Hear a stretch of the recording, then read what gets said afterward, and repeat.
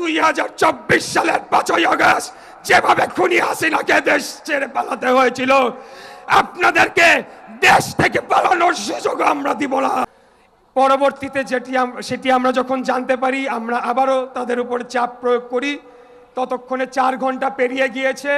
ট্রাকে ভরে ভরে লাঠি, সোঁটা, স্ট্যাম্প এবং দেশীয় অস্ত্রশস্ত্র সেই কসমোপলিটন স্কুল থেকে আমাদের প্রতিদ্বন্দ্বী রাজনৈতিক দল এবং তাদের ছাত্র সংগঠন সেখান থেকে সরিয়ে নিয়ে গেছে। তো দিয়েছে এই বাংলাদেশের স্বাধীনতা, সার্বভৌমত্ব এবং বাংলাদেশের জনগণের ভোটের অধিকার রক্ষা করার জন্য আমরা লড়াই করেছি, যুদ্ধ করেছি। আকাশ থেকে টপকায়ও আসে নাই, বাতাসের সাথে ভেসে। এখানে আরেকটু উল্লেখ করতে হয়, কসমোপলিটন একটা ভোট কেন্দ্র হবে।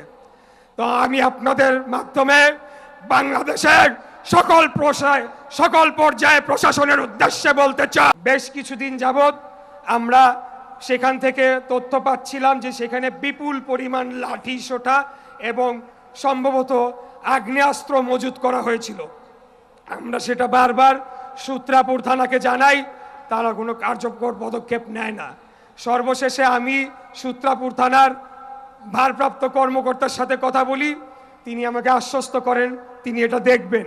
তিনি কি করলেন, তিনি সেই ভবনে গিয়ে তারা ওখানে যারা মালিক পক্ষ রয়েছে তাদেরকে সতর্ক করে দিয়ে তিনি সেখান থেকে স্থান ত্যাগ করলেন।